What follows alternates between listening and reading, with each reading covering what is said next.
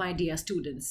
And this time I have come up with the most difficult chapter, in fact, the most dreaded chapter of your book, The Mughal Empire. No doubt the chapter is little long, it is little difficult, some more names for you to remember, but don't worry, I'm here to assist you. So, for your convenience, I have divided the chapter into three parts. Now, in part 1, we will only study about Babar, Humayun, Sher Shah, Suri, and Akbar. In part 2, we will study about Jahangir, Shah Jahan, Aurangzeb, and later Mughals.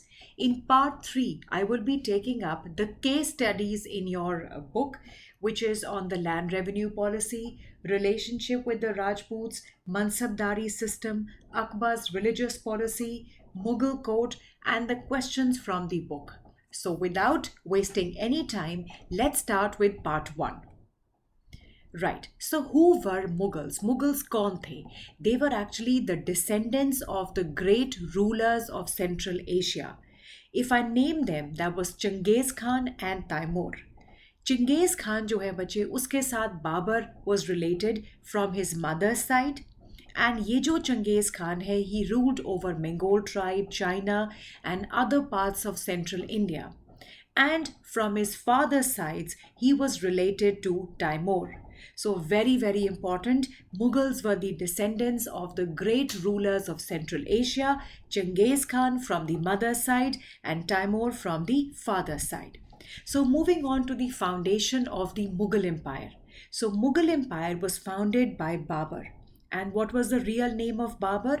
Zahir Uddin Muhammad Babar. And कब ये Mughal empire found हुआ था? इन 1526. कैसे हुआ था? जब बाबर ने last Lodhi ruler Ibrahim Lodhi को फर्स्ट बैटल ऑफ पानीपत में हराया था इन 1526. Right? Very, very important. The first battle of Panipat, in which Babar defeated Ibrahim Lodi, the last Lodi ruler in 1526. Now, we might wonder that who was Babar? Now, Babar was the ruler of Fargana. Now, Fargana, if you can just see here, it was a very small Central Asian, area, and he became the ruler of Fargana at the age of 12 in 1494. Now, Babar also captured Kabul, but the most important thing he did was his journey from Fargana or Kabul and the journey towards India, where he established the Mughal Empire. Alright, now to establish Mughal Empire, he had to fight about 4 battles. आपके book में ये battles लिखी हुई हैं, बड़ा मुश्किल लगता है कैसे इनको याद करें. देखो, एक battle तो हमने याद कर दी. The first battle of Panipat, मैंने आपको बताया था, that is between Babar and Ibrahim Lodi in 1526, और इसी बैटल ने मुगल एम्पायर को इस्टेब्लिश किया. दूसरी बैटल जो थी बच्चे, that was the battle of Khanwa, जो आगरा से 40 किलोमीटर्स की दूरी पर है. Now why did this battle happen? Actually this battle was between Babur and a Rajput ruler Rana Sanga. इनको लगा था कि बाबर जो है, जैसे बाकी इन्वेडर्स आपने पढ़े थे गजनी गौरी, कि बाबर आएंगे और लूट मार करेंगे and he will go back. But when Babar established a Mughal dynasty here, तो वो कहते हैं ना कि एक मियाँ में 2 तलवारें तो नहीं रह सकती.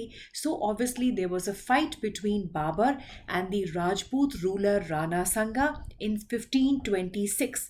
जब आपने ये वाली डेट याद कर दी 1526, अगले साल in 1527 it was the battle with Rana Sanga.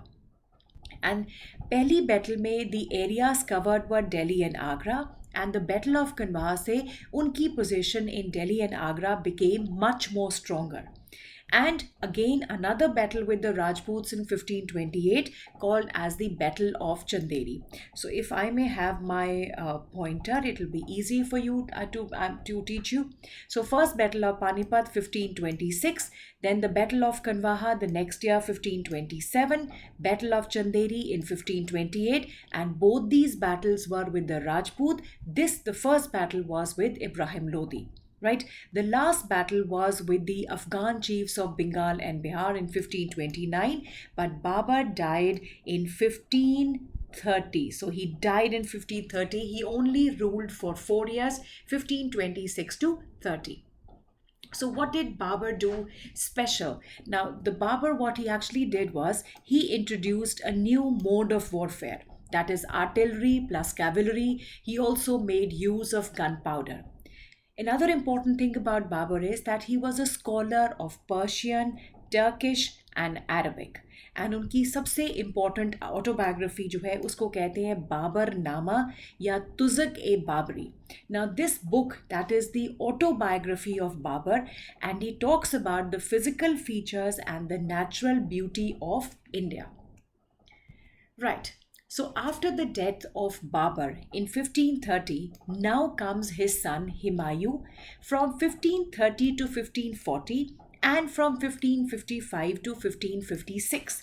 So his original name was Nasir Uddin Muhammad Humayun. He inherited Babar's throne, but soon he lost to Sher Khan. Now, who was Sher Khan? He was the Afghan chief of Bihar who defeated Humayun in two battles. Now, one, the Battle of Chausa, 1539. Number two, the Battle of Kannauj, 1540.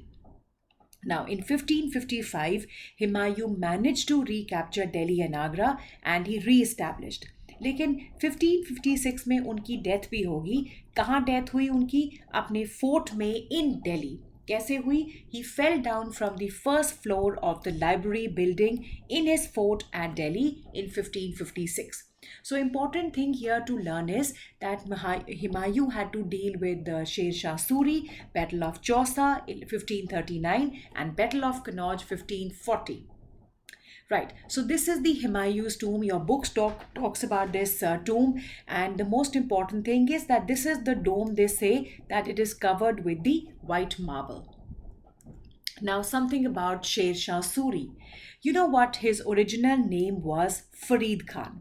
So, how did he get the title Sher Khan? Because it is said that he killed a fully grown tiger with his bare hands and he was renamed from Farid to Sher Khan now.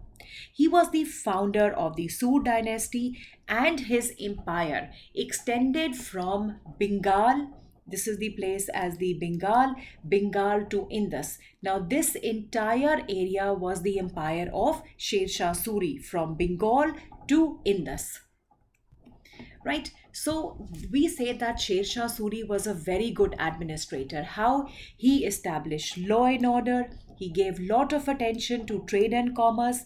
He improved the communications in the kingdom. So how did he do all this? How did he establish law and order? He developed the trade and commerce. Communications भी improve किया. क्या किया उन्होंने बहुत सारी roads बनाई. Roads के जो पास है 1700 सराइज और इन्स बनाई to provide safety stay for the travellers. Now, what are these sarais? As I told you before also, the sarais were like a small hotels where people could rest while traveling. And trade and commerce को कैसे promote किया? उन्होंने standardise कर दिया coins, weights and measures. Now what do you mean by the word standardise? Standardise means जो 5 रुपए का coin या 10 रुपये का कॉइन आपका यहाँ पर है उसकी वैल्यू सेम है बच्चे, चाहे आप चंडीगढ़ चले जाओ, चाहे आप कहीं भी इंडिया में चले जाओ. That means the 10 rupee 10 the denomination of 10 as a coin has the same value, you go anywhere. So this is called as the standardization of the coins, weights and measures. And coins were made up of gold, silver and copper of uniform standard. हर एक का weight जो है वो बिल्कुल एक ही तरह का था. So that is what the Sher Shah Suri did. He established law and order. He developed trade. How? He standardized coins. Coins were made up of gold, silver, copper. He built many roads and he also set up 1700 sarais. Now it is said that he died in 1545. Now unke successors jo hain, they ruled till Humayun got back the empire. Right. Now when they say the roads and sarais built by Sher Shah Suri are called the arteries of his empire, why? See, these roads that he built actually quickened the trade and commerce in the empire, and he also standardized coins, weights and measures. another important question that is frequently asked is that who was the official historian during the Sher Shah Suri? It is Abbas Sarwani, right? So he was the official historian during the Sher Shah Suri. And you also come across this word patta, Patta. What does this mean? See, this is basically like a document. ठीक है, आप लोगों को आपके exams के बाद एक report card मिलता है. That's a document which tells, okay, this is how much marks you have got in various subjects, in various things like maybe your art or painting. So same way बच्चे जो cultivators होते जे तो farmers होते थे, उनको एक document देते थे कि ये आपका रेवेन्यू है, आपने इतना पे करना है, ताकि उन्हें कोई भी चीट करके ज़्यादा उनसे पे ना ले सके. Now this was the document which gave the details of the land. The document ensured that cultivators were not cheated by the revenue collectors. And this is a little glimpse of that Grand Trunk Road that he had built.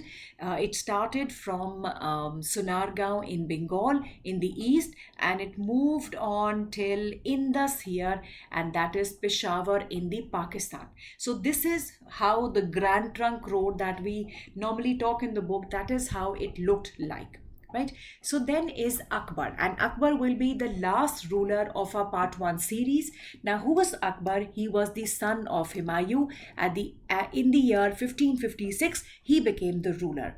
And you know what? How much was his age? He was 14-year-old. But when I told you about Babar, when he became the ruler of Fargana, he was only 12 years old. But Akbar was 14-year-old, and he ruled under the guardianship of Behram Khan. Now the second battle of Panipat. देखो हमने first battle जो है, I told you that was in 1526. Right? Now 1526, that was between Babar and Ibrahim Lodi. Now the second battle is 1556.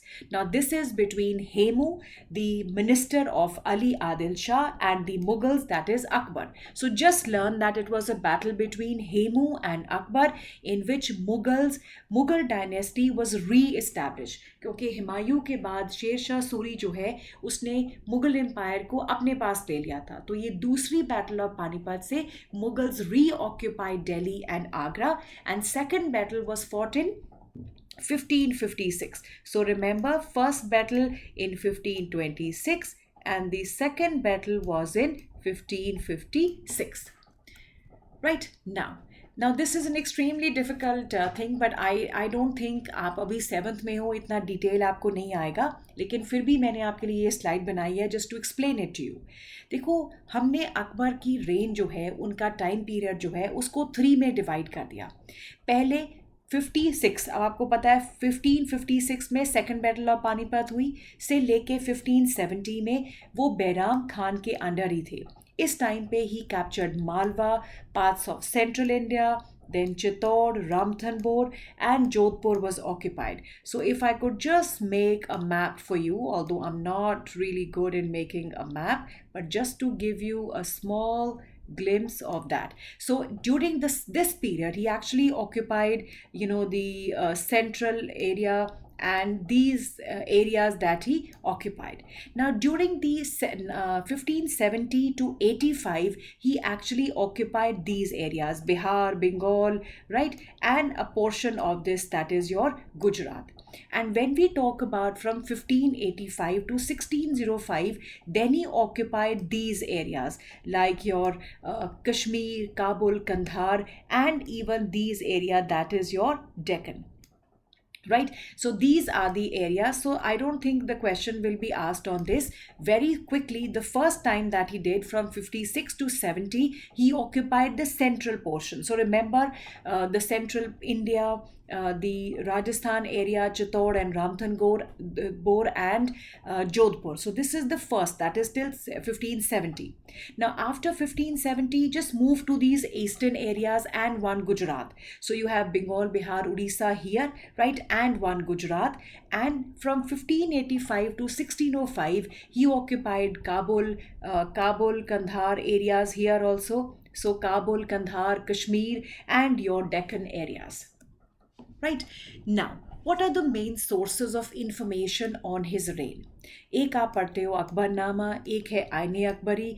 दोनों को किसने लिखा है? Written by Abul Fazal. So let's talk about आईने अकबरी. आईने अकबरी जो है, it gives information about the administration, about the land revenue, about the jagirdari system. So what about the Akbarnama? And Akbarnama को लिखने वाले अबुल फजल है, जो उनके कोर्ट में तकरीबन 13 साल के लिए रहे. So Akbarnama has been written in the 3 volumes, right? And lots of records were used, the government records, the actual records. Now what is it all about? Now the first volume just talks about the ancestors of the Akbar. The second volume talks about the Akbar's reign, and the third volume talks about the details of his administration, revenue, the land revenue systems, all are in the third. So quickly we can go back to the slide. You have Aine Akbari, written by Abdul Fazal, talks about administration, land revenue, Jagirdari. Akbarnama has 3 volumes. The first volume on the ancestors, the second volume on his reign, and the third volume is about administration, revenue, and agrarian system. So this is all I have in the part 1. So just go back to my slides, just kind of try to understand again. And then what is the step you have to do? Go back to your book, read from there, and I'm sure you'll be able to understand. So now I will get you the part 2 of this video. Thank you and